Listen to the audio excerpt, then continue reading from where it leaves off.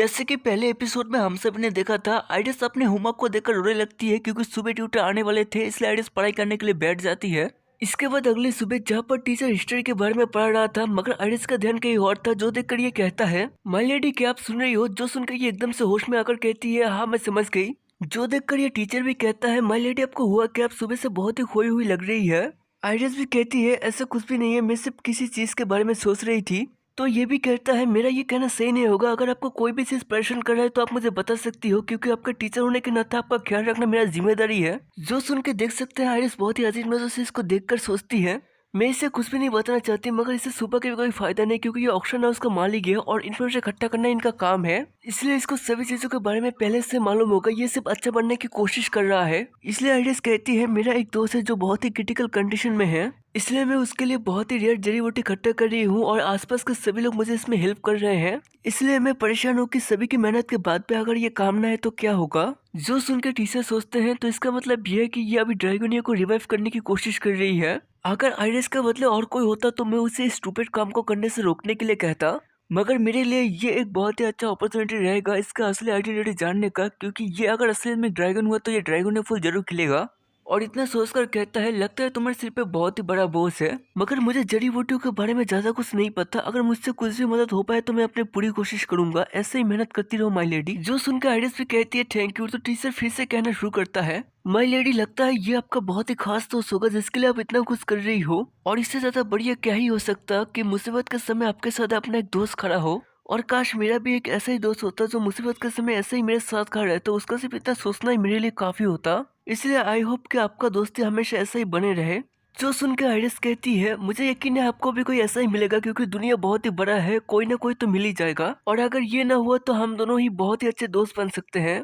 जो सुन के टीचर अपने सिर को टेबल में रखकर बहुत ही क्रीपी तरीके से मुस्कुराता है, जैसे कि इसे यही सुनना था। उसके बाद जोर जोर से ऐसा लगता है कि माफ करना यंग लेडी, मगर ये काफी फनी था, क्योंकि आपने जो कहा ऐसा लगता है कि आप दुनिया के सबसे ओल्डेस्ट पर्सन हैं, और इसलिए कभी कभी ऐसा लगता है कि आप बच्चे नहीं हो कि एडल्ट हो, जो बच्चे बन के रहने की कोशिश कर रहे हो। और देखो टाइम भी हो चुका है, आज जो भी पढ़े हैं एक बार रिव्यू करके खत्म करते हैं।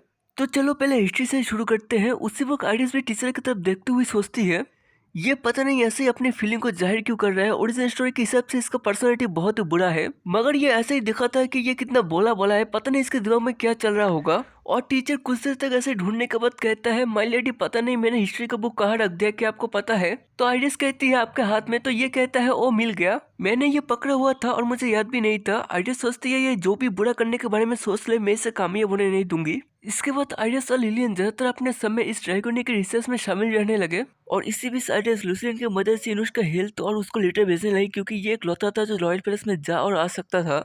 मगर कभी भी इनुश की तरफ से रिप्लाई नहीं आता, और आइरिस का ऐसे ही बोरिंग जिंदगी चलता रहा, ट्यूशन, लाइब्रेरी और लैब, और ऐसे ही गर्मियां गुजर जाता है और सर्दियां आने को था। और किलियम ने जैसा प्रॉमिस किया था उसने स्लो आइस फ्लोर बना ही लिया, और अभी सिर्फ बचा था ड्रैगोनिया के बीच हासिल करना। तो आइरिस सजेस्ट करती है, इस तरीके से करने से ये और भी ज्यादा बेहतर होगा। जो सुन के किलियम भी कहता है, आइरिस तुम्हें इतना कुछ कैसे पता? तो आइरिस कहती है, मैं आजकल ज्यादातर समय लाइब्रेरी में गुजरने लगी, और इसके फिर से कई दिनों बाद जहाँ पर सर्दियां शुरू होने को था, जिस वजह से ये मेड भी इस बारे में बातें करती है। मगर उसी समय दूसरी तरफ जहाँ पर आइरिस ने फाइनली ड्रैगोनिया के बीच तैयार कर ही लिया, और इसमें से आधी भी आइरिस ने लिलियन को दिया, और लिलियन ने भी कहा, मैं बहुत ही जल्द इस बारे में तुम्हें लेटर भेजूंगी। और लेटर आया भी, जिसमें लिखा था कि मैंने कोशिश किया मगर आखिर में, जिससे पढ़कर आइरिस भी बहुत ही मायूस बैठी थी, क्योंकि आइरिस के हाथ में जो कांच का पॉट है, इसके अंदर भी ड्रैगोनिया के बीज है, और इसमें से भी पौधा नहीं खिला। और उसी समय बाहर से अर्नो कहता है, आइरिस क्या तुम कमरे के अंदर हो? मुझे तुमसे कुछ बातें करना है। ये कह के कमरे के अंदर चला आता है, और आइरिस को इतना मायूस देखकर अर्नो भी समझ चुका था, इसलिए आइरिस के बगल में आकर बैठकर कहता है, दुनिया में कुछ चीजें ऐसी भी है जो इंसानों की कैपेबिलिटी से बाहर है, जिससे हासिल करना इम्पॉसिबल की तरह है। इसलिए तुमसे जो भी हो सकता था तुमने सब कुछ किया अपने दोस्त के लिए, मेरे ख्याल से इतना काफी है, तुम्हें रुक जाना चाहिए। आइरिस कहती है, हाँ मुझे पता है कि हम जैसे इंसान कभी ड्रैगोनिया के पौधे को उगा नहीं सकते, और मैंने ये बात गलती से सुन ली जब मैं लाइब्रेरी से लौट रही थी, जहाँ पर किलियम किसी को कहता है कि इस बात को आइरिस से छुपाने के लिए, क्योंकि ये एक्सपेरिमेंट सिर्फ सभी रेयर फूलों को फिर से रिवाइव करने के बारे में है। और इतना कह के कुछ देर के लिए शांत माहौल था। उसके बाद आइरिस रोती हुई कहती है, मुझे माफ करना, अगर मुझे पहले से मालूम होता तो मेरे लिए ऐसे किसी को सफर नहीं करना पड़ता, और किलियम को भी कही कि रात ऐसे मेरे लिए बिना सोए मेहनत नहीं करना पड़ता, और लेडी लिलियन को भी मैं झूठा दिलासा नहीं देती। मगर उसी समय आइडियस का तो सीधा जाकर ड्रैगोनिया के बेस के ऊपर गिरने लगता है और आर्नो भी आइडियस को कंफर्ट करने की कोशिश करते हुए कहता है, इसमें तुम्हारी गलती नहीं है, ये मुझे पहले से मालूम था और ये तुम्हारा आखिरी होने की वजह से मैं इसमें तुम्हें मना भी नहीं कर पाया, इसलिए मुझे माफ करना कि मैंने पहले तुम्हें इस बारे में नहीं बताया। मगर अभी तक सब कुछ खत्म नहीं हुआ है, क्योंकि यही हमारा आखिरी होप है। काश कुछ ऐसा होता है जिससे ये इम्पॉसिबल भी पॉसिबल हो जाए। इसके बाद रात के समय जहाँ पर आर्नो इसी के बारे में सोचता है कि मैंने इतना स्टूपिड बात क्यों कहा आइडियस को, जब मुझे अच्छे से मालूम था कि ये इम्पॉसिबल है और ये मैंने खुद से देखा, क्योंकि मुझे लगा था जो हम ईटन फैमिली का ब्लड है वो ड्रैगन ब्लड से मिक्स है, जिस वजह से मुझे लगा था एक छोटा सा चांस है कि हमारे ब्लड से ये पौधा खिल जाए। मगर ये भी कामयाब नहीं हुआ और आखिर में फिर से आइडियस का रोता हुआ चेहरा याद आता है और इसको काम करने का बिल्कुल भी मन नहीं करता, क्योंकि बार बार आइडियस का रोता हुआ चेहरा याद आने लगता है। इसलिए अपने शैडो गार्ड को बुलाता है और शैडो गार्ड भी तुरंत चला आता है कि यस मास्टर, बोलिए आपको क्या चाहिए। आर्नो कहता है, मैंने तो तुम्हें ड्रैगन ब्लड के बारे में ढूंढने के लिए कहा, उसके बारे में क्या हुआ। ये भी कहता है कि जैसे कि आपने कहा हमने पहले चर्च से ही ढूंढना शुरू किया, मगर चर्च का होली फादर ये कहने लगे, क्या तुम लोग नशा वगैरह करके आए हो, तुम लोग ड्रैगन ब्लड क्यों ढूंढ रहे हो, ड्रैगन तो बहुत पहले ही चले जा चुके हैं। मगर हालांकि मैंने ये सुना कि 1 या 2 ड्रैगन रह गए थे, मगर उनके बारे में कोई नहीं जानता। तुम्हारे बदले में होता तो मैं ये ढूंढना कब का बंद कर देता। उसी समय अर्नो भी कहता है, रुक जाओ, मैं ये सेम बात बार बार सुनना नहीं चाहता। तुम जो भी करो, कैसे भी करो, कितना भी पुराना हो, एक बूंद भी हो, मुझे चाहिए। जो सुन के ये भी कहता है, ठीक है मास्टर, अब जैसा चाहे मैं जल्द से जल्द ये ढूंढ के लाऊंगा। और ये कह के फिर से तेजी से निकल गया। और इसके जाने के बाद आर्नो फिर से सोचता है, ये सच में काफी पेनफुल है आइडियस को ऐसे रोते हुए देखना। अगर दुनिया में कहीं पर भी एक ओरिजिनल ड्रैगन रहा और वो जिंदा रहा तो मैं उसे आइडियस के लिए जरूर लाऊंगा। इसके बाद अगले सुबह जहाँ पर आइडियस अपने चेहरा आईने में देखकर सोचती है, मैं इंसान हूँ या पपर फिश, क्योंकि कल रात के इतने रोने के बाद मेरा चेहरा जैसे कि फूल चुका है और मेरा सिर भी दर्द करने लगा है। और ऐसे कुछ देर तक अपने चेहरे को देखकर थके हुए हालत में बाहर चली आती है, ये सोचते हुए सभी काम हो चुके हैं, अभी सिर्फ इस पौधे को उगना बाकी है। ऐसा नहीं कि मैं ड्रैगन हूँ, पता नहीं लिलियन और इनुश मेरे बारे में क्या सोच रहे होंगे। और ऐसे सोचते हुए ये पॉट की तरफ देखती है, जो देखकर ये पूरी हैंड हो चुकी थी। उसके बाद बहुत ही जोर से चिल्लाती है, जो मेंशन के बाहर तक चला जाता है। और इसके कुछ समय बाद जहाँ पर लुसिलियन इंपीरियल पैलेस में जाने के लिए तैयार था, मगर उसी समय आइरिस पीछे से लुसिलियन को आवाज देते हुए कहती है, लुसिलियन हमने कर लिया है। और आइरिस बहुत ही खुश लग रही थी, जो देखकर लुसिलियन भी कहता है, सॉरी मास्टर, मैं पहले ही आपको इंपीरियल पैलेस में नहीं ले जा सका। मगर आइरिस सीधा आकर इसका हाथ पकड़ खींचने लगती है कि जल्दी चलो, मेरे पास एक सरप्राइज है जो सुनकर तुम हैरान हो जाओगे। और पीछे से जल्दी भागते हुए आती है कि माय लेडी प्लीज मेरे लिए तो रुकिए। इसके बाद अगले ही समय जहाँ पर इंपीरियल पैलेस में मेड इनुश के कमरे में नॉक करते हुए कहती है, योर मैजेस्टी लुसिलियन आया है, उसके साथ लेडी आइरिस भी आई है किंग के परमिशन लेकर। जो सुन के अंदर से इनुश कहता है, अंदर आने दो इनको। जो सुन के मेड भी इनके लिए दरवाजा खोलती है तो ये दोनों अंदर चले आते हैं। मगर इनुश कुछ भी नहीं कर रहा था, सिर्फ साथ लेटा था। तो पहले आइरिस से कहती है, बहुत दिनों बाद मिल रहे हैं, ऐसे अचानक से आने के लिए माफ करना, मेरे पास एक गुड न्यूज था जिस वजह से मैं ऐसे ही चली आई। और ये गुड न्यूज ये है कि हमसे मिलकर ड्रैगोनिया को रिवाइव करने की कोशिश कर रहे हैं। और अगर कोई इस ड्रैगोनिया के फूल को पी ले तो सभी डिजीज से क्योर हो सकता है। और देखो इसमें से पौधा खिलने लगा, अभी ज्यादा समय नहीं लगेगा इसमें से फूल खिलने में, इसलिए सिर्फ कुछ दिनों तक रुकिए, इसमें से फूल खिलते ही मैं ये आपके लिए ले आऊंगी, तब आप पूरी तरीके से ठीक हो जाएंगे। मगर इनुश सिर्फ खांसने लगता है और कहता है कि तुम्हें सिर्फ इतना कहना था। और हमें इनुश को भी दिखाया जाता है, जो खांसने के साथ इसके मुंह से खून निकल आता है। और इनुश कहता भी है, अगर तुम्हें ऐसे बकवास करना है तो यहाँ से निकल जाओ। और उसी समय कोई बाहर से इंपीरियल पैलेस में चला आता है और ये लेडी लिलियन थी। मगर इनुश अपने बात पे अड़ा हुआ था कि निकलो यहाँ से, मुझे ये सब बकवास नहीं सुनना। दूसरी तरफ जहाँ पर ईटन वैली में आर्नो कहता है, जाकर ओल्डमैन को कहना मैं उनसे नहीं मिल सकता, मैं इतना बिजी हूँ कि मेरे सांस लेने का भी समय नहीं है, और बिना किसी जरूरी काम के मुझे ना ही बुलाए तो बेहतर रहेगा। जो सुन के ये बटलर भी कहता है, ठीक है मैं समझ गया, मैं ये बातें उन तक पहुंचा दूंगा। और ये कह के आर्नो की तरफ देखकर सोचता है, लगता है यंग मास्टर मेच्योर हो चुके हैं, अभी ये अपने किसी भी काम को अवॉइड नहीं करते और अपने काम के ऊपर ध्यान देने लगे हैं। लग रहा है ये अपने सभी जिम्मेदारी को समझ गया और फैमिली हेड पोजीशन को संभालने के लिए ये अभी तैयार है। और इसके कुछ समय बाद ड्यूक ये सब सुनकर कहता है, ऑफ कोर्स उसे अपनी इस उम्र में मैच्योर होना ही था। जो सुनकर पीछे से बटलर भी कहता है, ओ ऐसा है क्या। ड्यूक भी कहता है, हाँ क्या तुम्हें याद नहीं, मेरा वो कमीना बेटा मेरे लिए कितना परेशानी खड़ी करता था, अभी उसके पास एक क्यूट बेटी आ चुकी है जिस वजह से वो अपनी जिम्मेदारी को समझने लगा है। वरना जैसे कि हमने पहले एपिसोड में सुना था, अनु ने पहले एक बेटे को अडॉप्ट कर लिया था, उसके बाद उसने एक कैसीनो खरीदा जिसका कोई जरूरत ही नहीं था। और ये सब चीजों के बारे में सोचकर कहता है, मैं बाकी सब चीजों के बारे में ना ही बोलूँ तो बेहतर रहेगा। मगर अभी मुझे ये सुनकर अच्छा लगा कि मैं आराम से रिटायरमेंट लेकर चैन की नींद सो सकूंगा। मगर दूसरी तरफ अनु किसी और ही चीज के बारे में सोच रहा था और उसके बारे में पढ़ रहा था कि अगर किसी को हेड सक्सेसर बनाना है तो उसका उम्र 18 से ज्यादा होना ही चाहिए, और अगर ये ना हुआ तो उसको रॉयल फैमिली के अप्रूवल लेना होगा, फिर भी उसका उम्र 10 साल से ज्यादा होना चाहिए। ये पढ़कर आर्नो सिर्फ इतना सोचता है कि सब कुछ तैयार है, सिर्फ इंतजार करना ही बाकी है, मतलब आर्नो कुछ बड़ा सोच रहा होगा। और इसके बाद दूसरी तरफ जहाँ पर इनुश पर्दे के पीछे से जोर जोर से खांसने लगता है और कहता है तुम लोग निकल क्यों नहीं रहे हो, लगता है मुझे सच बताना ही पड़ेगा। आइरिस मुझे तुम बिल्कुल भी नहीं पसंद जब से मैंने तुम्हें पहली बार देखा है, और मुझे सिर्फ तुम्हारे ऊपर तरस आ रहा था, इस वजह से मैं तुम्हारे साथ था, तुम्हारे साथ खेल रहा था। वरना मुझे लगता है तुम एक गंदी चिपकली हो जो बहुत ही गंदी हो, और मुझे पसंद नहीं कि मैं जिस एयर में सांस ले रहा हूँ वहाँ पर तुम भी रहो, इसलिए निकलो यहाँ से। जो सुनकर आइरिस शांत हो चुकी थी, मगर लुसिलिन आगे बढ़ने लगता है और इनु जिस पर्दे के पीछे था उसको हटाते हुए कहता है अगर तुम हमें पसंद नहीं करते तो कोई बात नहीं, मगर मेरी मास्टर चाहती है कि तुम ठीक हो जाओ और मैं वैसा ही करूंगा। और पीछे से आइरिस लुसिलिन को रोकने की कोशिश करती है कि लुसिलिन कोई बात नहीं, रुक जाओ। मगर सामने इनुश का हालत देखकर आइरिस पूरी जम चुकी थी, जो देखकर इनुश भी मुस्कुराते हुए कहता है आइरिस तुम ऐसे क्यों मुझे देख रही हो, लगता है कि तुमसे बड़ी बड़ी बातें ही कर सकती हो, तुम्हारा ये फेस सब कुछ कह रहा है मुझे कि तुम सिर्फ ये खून देख के ही डर गई, मुझे पता था तुम ये नहीं कर सकती।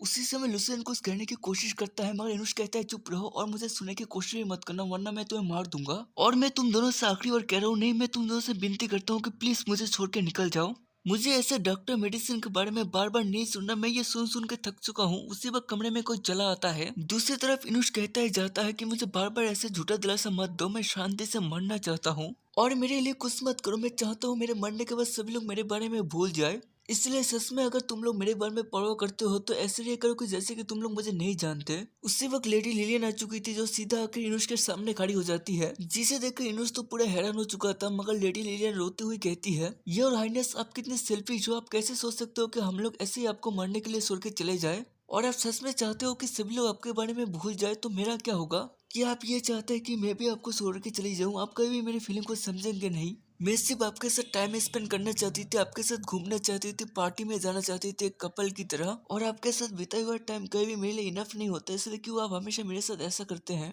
जो देखकर इनुश अपने हाथ पकड़ इसे शांत करने की कोशिश करता है कि मुझे माफ करना मैं गलत था, इसलिए प्लीज मत रो। और ऐसे इन दोनों को देखकर आइरिस बहुत ही खुश हो चुकी थी, मगर उसी वक्त आइरिस को एक झटका लगता है जिससे ये कुछ समय के लिए एकदम बेहोश हो चुकी थी। मगर सही समय पे लुसिलियन आकर इसे पकड़ लेता है और कहता है मास्टर क्या आप ठीक हो, आपको हो क्या गया है। आइरिस भी कहती है मैं अभी ठीक हूँ, कुछ समय के लिए ऐसा लगा कि मैंने अपने होश खो दिया, शायद इसलिए होगा क्योंकि मैं थोड़ी टायर्ड हूँ, मुझे बाहर जाके थोड़ा आराम करना चाहिए। जो सुनकर लुसियन भी कहता है ऐसा है तो मास्टर मैं भी आपके साथ चलता हूँ। जो सुनकर आइरिस कहती है नहीं मैं फिलहाल ठीक हूँ, तुम्हें यहाँ काम है तो तुम्हें यहाँ रुक जाना चाहिए, मैं ड्राइंग रूम में तुम्हारे लिए इंतजार करूंगी। और ये कह के तुरंत यहाँ से निकलकर ड्राइंग रूम में चली आती है, मगर यहाँ आते इसका सिर बहुत ज्यादा दर्द करने लगती है। तो आइरिस को भी याद आती है जब ये सुबह घर पे थी तब भी इसका सिर बहुत ज्यादा दर्द करने लगा था, मगर अभी के समय आइरिस का सिर दर्द से फटा जा रहा था, जैसे कि कोई चीज तेजी से आकर इसे टकराया हो। और इसी के साथ आइरिस बेहोश होने से पहले इसे एक साउंड सुनाई देता है जो इस दुनिया का ही नहीं था, और ये आइरिस की आंखों के सामने आइरिस की तरफ बहुत ही तेजी से आगे बढ़ रहा था। जो देखकर दूसरी दुनिया का जो आइरिस का भाई था वो चिल्लाते हुए आइरिस की तरफ आगे बढ़ रहा था। मगर इतनी ठंड और बारिश में भी आइरिस मनी मन डरी हुई थी, फिर भी इस हादसे से पहले ये मुस्कुराती है। और इसी के साथ हमें इस दुनिया का असली आइरिस का चेहरा दिखाया जाता है, जिसका असली नाम चामेसो है। और ये सब कुछ आइरिस का पास का मेमोरी है जो आइरिस के पास लौट आ रहा था। मगर अभी के समय हमें आर्ट का सीन दिखाया जाता है, जहाँ पर सभी लोग अपने कामों में व्यस्त है। उसी वक्त हमें एक हॉस्पिटल का सीन दिखाया जाता है, जहाँ पर एक कमरे के बाहर चामिसु यानी हमारे मेन कैरेक्टर आइरिस का नाम लिखा हुआ था, और कमरे के अंदर टीवी में एक शो चल रहा था जिसके साउंड से आइरिस जग चुकी थी और उठकर बैठ जाती है और अपने सिर को पकड़ लेती है। जैसे कि हमने देखा था आइरिस का सिर काफी ज्यादा दर्द कर रहा था, और उसी समय आइरिस को रियलाइज होता है कि इसके सामने इसके दोनों भाई सोए हुए थे, जिसे देखकर आइरिस सोचती है मैं फिर से इसी जगह पे क्यों आ गई, और मैं जो लाइफ जी रही थी आइरिस का, क्या वो सब कुछ सपना था, क्या मैं अब तक सपने के अंदर थी, नहीं ये नहीं हो सकता। उससे वो एक जोर का साउंड सुनकर इसके इस भाई का आंखें खुल जाता है और ये कहता है यार ये साउंड कैसा है। और इतना कहते ही ये पूरा शांत हो चुका था, क्योंकि सामने आइरिस अपने इंजर्ड हाथों के साथ आगे बढ़ रही थी। जो देखकर ये दोनों तो पूरे शॉक में थे, मगर अगले ही समय ये दोनों भागते हुए चले आते हैं कि सिस्टर तुम आखिरकार जाग चुकी हो और तुम इस हालत में खड़ी क्यों हो, जाकर लेट जाओ, मैं डॉक्टर को बुलाता हूँ। मगर आइरिस के दिमाग में सिर्फ एक ही बात चल रहा था, मुझे किसी भी हाल में वापस लौटना होगा। मगर इसके भाई इसको फोर्स करे जा रहे थे कि सिस्टर प्लीज जाके लेट जाओ, तुम्हारे हाथों से खून निकल रहा है, चामिसो प्लीज हमारी बात सुनो। मगर आइरिस बार बार यही सोचे जा रही थी कि मुझे इस कमीने दुनिया में नहीं रहना, मेरा नाम आइरिस है और मुझे वापस लौटना होगा। और आइरिस के इस हालत को देखकर ये दोनों भी कहते हैं बड़ी बहन क्या तुम हमें नहीं पहचान रही, हम दोनों तुम्हारे छोटे भाई हैं। जो सुनकर आइरिस भी सोचती है तुम लोग मेरे परिवार नहीं हो, मेरा सिर्फ एक ही परिवार है जो असलियत में मुझसे प्यार करते हैं और मेरे बारे में परवाह करते हैं। और उसी समय आइरिस के दिमाग में एक आवाज सुनाई देता है जो आइरिस आइरिस कह के बुलाया जा रहा था, और ये आवाज आर्नो का था, जो सुनते आइरिस रो पड़ती है और आइरिस के मुंह से सिर्फ एक ही बार निकलता है फादर, जो सुनकर ये दोनों भी कंफ्यूज थे और कहते भी है क्या फादर, मगर वो तो यहाँ नहीं है, मगर हम उसे बुला लेंगे, मगर पहले तुम जाकर लेट जाओ। और आइरिस मनी मन सोचती है वो सपना था, ये जो भी था, मैं वापस उसी में लौटना चाहती हूँ और यह कभी नहीं आना चाहती। और इसी ख्यालों के साथ आइरिस वापस बेहोश हो जाती है, जो देखकर ये दोनों भी घबरा जाते हैं और आइरिस को उठाने की कोशिश करते हैं, मगर इसके दिमाग में यही चल रहा था कि प्लीज मुझे वापस ले चलो आइरिस के पास। और इसी के साथ हमने जैसे पहले एपिसोड में देखा था, एक समय का कांटा या जो भी बोले ये घूमने लगता है, मगर इस बार इसके सामने एक छोटी बच्ची खड़ी थी जो कहती है हमारे पास टाइम नहीं है, समय गुजर रहा है और बहुत ही जल्द सभी लोगों को हमारे बारे में पता चल जाएगा, तुम्हारा क्या प्लान है आइरिस। और ऐसे ही मिस्टीरियस लड़की की बातों के बाद हमें फाइनली आर्नो का घर दिखाया जाता है, जिसके अंदर एक मेड कहती है क्या ये वही कमरा है जिसके अंदर वो 5 सालों से सोई हुई है। जो सुन के दूसरा मेड भी कहती है हाँ तुम सही कह रही हो, इसके अंदर लेडी आइरिस सोई हुई है और जब से यंग लेडी सोई हुई है तब से ड्यूक आर्नो इसी कमरे में रहने लगा इसकी सेफ्टी के लिए। और इसलिए पता नहीं ड्यूक आर्नो किस हालत में होंगे और लेडी भी कब जागेगी। मगर दूसरी तरफ आइरिस जाग चुकी थी और धीरे धीरे ये अपनी आंखें खोलती है और कंफ्यूज होकर सोचती है ये सब कुछ इतना बड़ा क्यों लग रहा है और ऐसा लग रहा है कि मैंने एक छोटा सा सपना देखा है। मगर उसी समय पीछे से आर्नो आइरिस को बुलाता है, जो सुन के धीरे धीरे आइरिस भी पीछे मुड़ने लगती है। तो आर्नो कहता है लग रहा है कि तुम आखिरकार जाग चुकी हो, मैं कई सालों से इसी के इंतजार में था और पूरे 5 सालों बाद तुम्हें ऐसे देखकर मैं बहुत ही खुश हूँ, वेलकम बैक आइरिस। जो सुनकर आइरिस कंफ्यूज होकर सोचती है 5 घंटे नहीं, 5 दिन भी नहीं, 5 महीने भी नहीं, पूरे 5 सालों के बाद जाकर ये जागी है, जिसको रियलाइज करके ये अपने क्यूट ड्रैगन वॉइस में चिल्ला उठती है।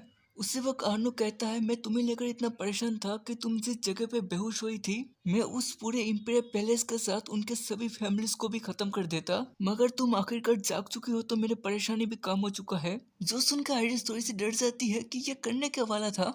उसी वक्त इसको रियलाइज होता है और ये कंफ्यूज होकर अपने पंख की तरफ देखती है कि ये उड़ कैसे रही है। मगर उसी समय आर्नो भी कहता है आइरिस हम इतने दिनों बाद मिल रहे हैं तो इस खुशी में अपने पापा को एक हक दो।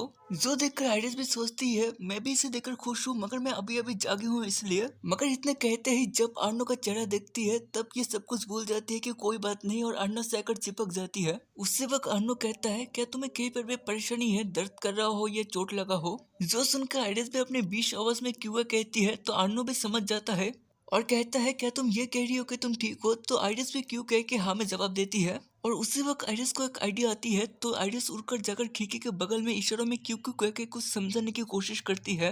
जो देखकर आर्नो भी कहता है क्या तुम सेकंड प्रिंस यानी इनुश के बारे में पूछ रही हो। आइरिस भी क्यों कह के हाँ में जवाब देती है।